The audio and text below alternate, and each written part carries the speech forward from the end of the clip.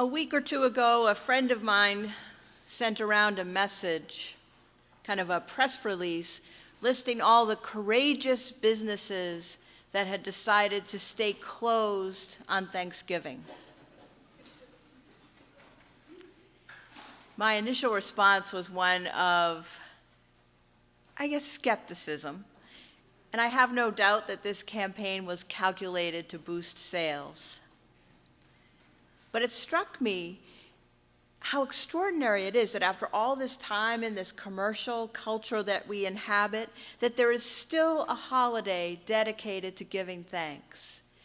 And actually the outrage that we feel when someone violates that by opening their store or doing business on that day, the outrage that we feel about that kind of emphasizes that point, right? That it's one of the few days in this country, in this culture, that we do try to honor and hold sacred. President Lincoln saw the importance of that in the middle of a deadly, divisive civil war. He called for a national holiday. I believe that others kind of lobbied him about this, but he decided to do it. Interestingly, the Civil War brought us another national holiday, Memorial Day, for similar reasons, at a time when the country had been pulled apart. Our leaders understood that a shared experience, in the case of Memorial Day, a shared experience of mourning those who had been lost, and in the case of Thanksgiving, a shared experience of acknowledging our blessings, could help bring us back together as a nation. But today, all these years later, doesn't gratitude seem like kind of a luxury? With so much suffering in the world, the violence, the shootings, more every day, war, natural disaster, illness, some of these things present in our own lives, many of us still reeling from the economic downturn of several years ago. We still haven't found our way back. What do we have to be grateful for? Isn't gratitude really just for the wealthy, for the very fortunate, for the privileged? I suppose this wouldn't be much of a sermon if I ended there, right, with that question. Someone once wrote these words: "In spite of everything, I still believe that people are really good at heart. I simply can't build up my hopes on a foundation consisting of confusion, misery, and death." Do you have an idea of who wrote that? I'm seeing some nodding heads. Anne Frank wrote those words. A young girl who hid from the Nazis with her family and later died tragically in a concentration camp. Through all that, she still held the belief that people are really good at heart. What did Anne Frank have to be grateful for? She endured great suffering. She saw people at their worst. She also saw people at their best. And she chose to focus on those aspects of humanity, the kindness, the generosity, the risk-taking of those who helped her and her family. Yeonmi Park was 13 when she and her mother fled North Korea. Her father was in trouble with the authorities and had been taken away. Her older sister had fled a few days before. They knew the whole family couldn't leave altogether. It would call attention to them. So the sister went ahead beforehand, and it would take 2 years before Yeonmi and her mother could find her older sister again.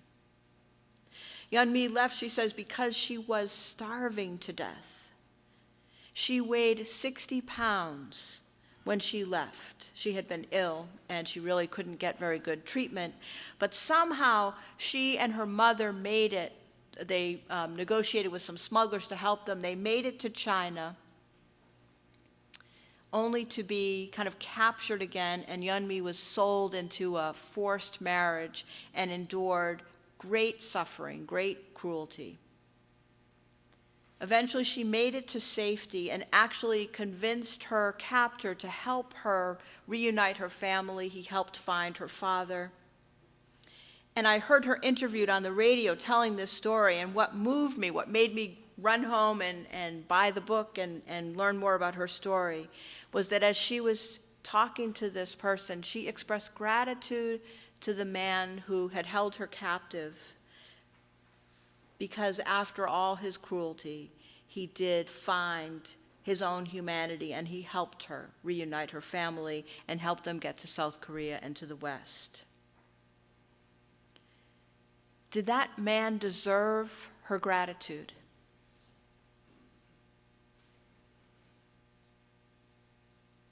The thing is, it's not about him.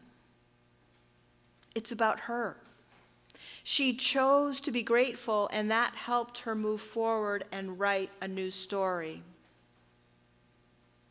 Now, neuroscientists believe that there may be a genetic predisposition for gratitude. Some folks may actually be hardwired to be more grateful, more optimistic. You know, the glass half full kind of people. But I'd like us to try an experiment. I'd like you to get comfortable in your seat and just think for a moment about something for which you are grateful. And let me just say, I know that we are all grateful for our spouses and our partners and our families, so you get that. But to think about something specific, a moment, something that you saw. I'll give you, I better give two examples. The first one about my spouse. Something for which I'm grateful. Dale is teaching me how to knit. After many failed attempts on my part, I'm determined to learn how to knit. And so she was showing me, and I kept mixing it up, mixing up the stitches. And she patiently, I don't know how many times, take it from me, fix it, explain to me where I went wrong, and without any kind of scolding or derision, she just was so gentle, and it made me want to continue. So maybe for next winter, I might have a scarf. But I really appreciate her gentle approach. And another story that I was thinking of as I was imagining being here with you today. On Thanksgiving, we were with our extended family, and Dale's brother has 9 grandchildren. And one of the youngest ones of them, he's about 4 years old, Luke, was in the kitchen saying goodbye, and he gave his grandmother a big hug and another aunt to whom he's very close. And then he stood in front of me and kind of looked at me. Now, I don't see him very often, and I really believe it's important that children get to say no to hugging or kissing, right? That we shouldn't make them agree to be touched if that's not what they want. So I said, "It's up to you, Luke, a hug or a high five," and I put my hand out for a high five. And he threw his little arms around me and just hugged me, like just it was the sweetest thing. I can still feel it. So I am grateful for that. So I invite you to kind of think about your lives and experiences you've had, and just think about something for which you are grateful. And you can kind of look my way so I'll know that you have something.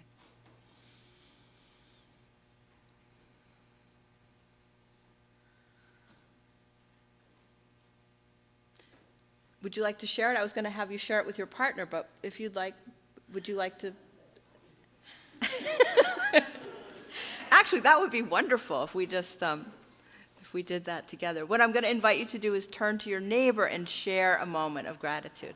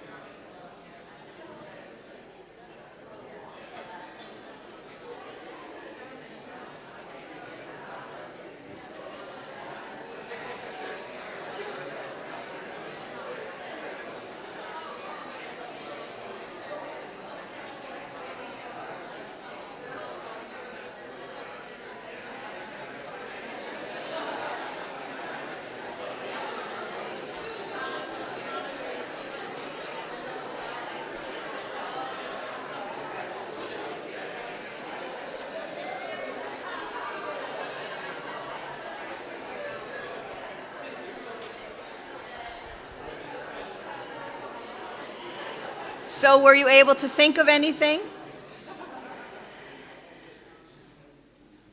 How wonderful. So how do you feel? How does it, I didn't mean to kill that moment. How does it feel? It feels good. Blessing. And there's something about calling it to mind and sharing it, right? That it feels good. So people have spent, I don't know, millions of dollars probably on research to show that we can all experience the positive effects of a practice of gratitude. A research study randomly assigned people to one of two groups. One group kept a weekly journal of annoyances and complaints, hassles they'd experienced. And the other group kept a list of things for which they were grateful. Beautiful sunset moments with their spouse, a laugh. And what do you think they found? 10 weeks later, so not, the next day, but 10 weeks later, the grateful group reported greater happiness. So what if we try this? What if we try this together? I invite you to join me, those of you who don't already have a daily practice of gratitude, each night before you drift off to sleep, to notice, to remember, to call into your mind the things that you're grateful for. And it doesn't have to be big things. I mean, that the color of the sky as you round the bend in your car. You can write them down if you wish, or you can just let them enter your consciousness. If you pray, you could give a prayer of thanks. And I invite you to tell others what you're grateful for by text or email or on Facebook. Does everyone know what Facebook is? I think I'm the last person to join. Well, I know I'm not the last person to join Facebook, but one of the last. Or even, kind of a revolutionary idea, in person, over a cup of tea. Tell me, tell Reverend Ellen, tell each other about the things you're grateful for. Now, what if I'm just not feeling it? Just not feeling grateful? That will happen. That's what makes it a practice. Try. Find something that touches you, something beautiful. It could be something familiar or something extraordinary. The color of the sky, a drawing your grandchild made for you, that first sip of coffee in the morning, the feeling of the soft pillow under your head, a laugh with a friend, a shaft of sunlight at the end of a dark afternoon, a note in music, and ice cream. Focusing on good things won't make the bad things go away. It certainly won't end the world's suffering. But it lets us write the story of who and how we are in the world.